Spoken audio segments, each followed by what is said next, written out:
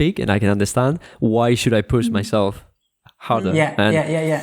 Yeah, exactly. And I've been in my comfort zone for a long time, but I'm starting to step out a bit now. But yeah, there are certain things in Spanish that just seem bizarre to me, like the feminine and masculine thing. I can never get my brain around it. I just... La puente. My English brain. I'm always, it's la fuente, but el puente. Or hacer un error. Every single day he says, hacer un error. Hacer un error, yeah. Hago muchos errores. We should film a video with all your, because you can learn so much from Philip's mistakes when he speaks Spanish. That's You so can true. understand so many things. Yeah. Of how English grammar works. That's so true. You reminded me of a friend from Birmingham, Luis. One day he was like, no entiendo, ¿por qué la cuchara, ¿por qué? Like, why do you complicate it? Like, it is true. The feminine, the gender is a big struggle, for people learning Spanish. Yeah. A really funny one is Philip always says, me ha mordido un mosquito. In the summer. No, me ha mordido. That's cute. It's really funny. Yeah, me ha picado. Ahora lo tengo controlado. Okay, that's good. And for example, Philip, nowadays, for example, if you wanted to take it up, are you using any resources, or I don't know, like for example, what resources do you use to learn Spanish, or do you listen to podcasts or watch YouTube channels like yours, or? Yeah, now, at first I was just focused on materials specifically for Spanish learners. So I listened to Michel Thomas, which is fantastic, system, a guy who was a polyglot, and he built, it was a CDs that I listened to a long time ago, but he does lots of different languages. And then I was listening to Notes in Spanish, my favorite Spanish podcast. They have beginners, intermediate and advanced podcasts. So I listen to all of their podcasts, and now I'm starting to just listen to authentic content in Spanish. So things that I'm interested in, technology and online business and lots of things, self-help kind of content, Yeah. Or just audiobooks, I'd always listen in English. Now I'm switching over to Spanish, I've signed up to Storytel, and I'm listening to... Yeah, kind of like Audible and Spanish Audible. So now, in the past it was, in my free time, I'm not listening to Spanish, I'm enjoying myself in English, but now I'm switching and trying to enjoy myself and spend my leisure time immersed in Spanish. Okay. So that's kind of what I've done. And then just taking lots of notes. Any word, don't let not a single word get through the net. If there's any word that I hear from Isabel or from friends, I will discreetly just put it into my list on my phone. Yeah, I've been there. Later I come back to it, put it into a sentence, put it on a flashcard.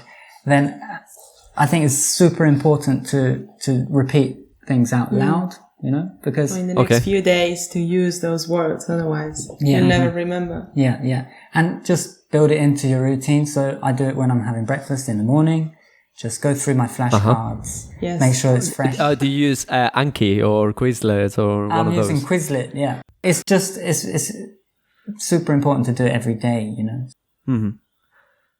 Yeah, to keep it active, I'd say. And something interesting what you said is that you can learn when you've got an intermediate level and you can kind of roughly understand everything. You should use material that you're interested in, because in your case, for example, if you want to learn about business, obviously the best material is in English, but you can still listen to a podcast about online marketing in Spanish, and that kills two birds. So you're like, okay, this is something useful, and I'm learning Spanish. So yeah.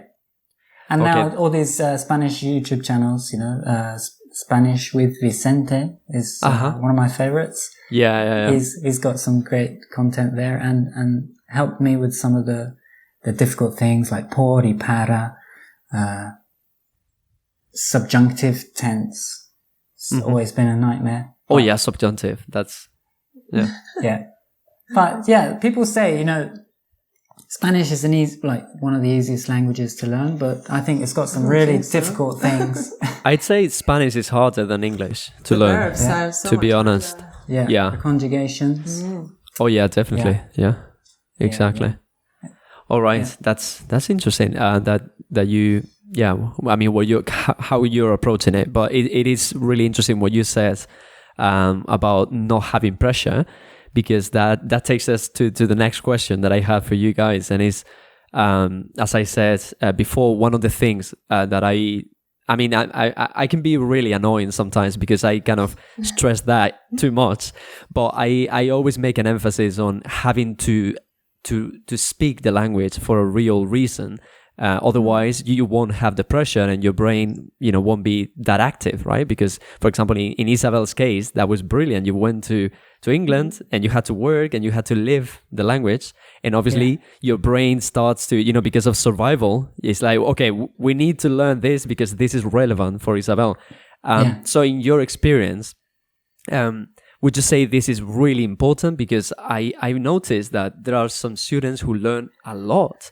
They learn such a lot of language just by listening or by watching. And for example, your videos are, I get a lot of inspiration from your videos because I think they work really well. They help students generally and they get progress. I mean, they make a lot of progress by just watching your videos. So, but that's not real practice. So would you say it is necessary to speak and write, to use the language in a real situation? Or do you think you can learn a lot by just watching material or listening to material, content? It's a bit of everything. You need to do everything. We always encourage Amigos Ingleses students to, of course, not only watch our videos, listen to our podcast, they need to practice everything they learn. They need to practice it straight away. So we always encourage them to get a teacher or just to practice with native speakers or even with their friends or on their own, even speaking out loud to your around cat. Their house. So like someone left a comment the other day on YouTube. I think when I recorded that video of the video I understand but I can speak, someone left a comment saying I pushed myself, so I didn't have the chance to move to England or to an English speaking country. I didn't have maybe the money to get my personal teacher, but I started a YouTube channel, or we also had the idea of open your own podcast, talk about something that you love in English and push yourself, make yourself uncomfortable. That's brilliant. And go out there to the world and I always say to students, if you were going to learn to play piano, the first thing you would do is, get a piano and have a little go with the keys, you can study the theory and you can learn everything there is to know about a piano. Yeah. And you can listen to all the greatest piano players, but you're not going to be able to play that piano until you sit in front of it and you use your fingers. Definitely. And do it. So, and you'll sound rubbish at first, but little by little. It's like, who would learn the piano without having one at home and practicing every day? Nobody would do that. So, imagine someone saying, I'm learning to play the piano. And you say, oh, great. So where's your piano? Oh, no, I don't have a piano. I just sit here and I talk about it. Study the theory. No, it just wouldn't make any sense, would it? It wouldn't make any sense. So that's the same with English. Yeah. You've You've got to have that practice. You've got to practice the speaking part.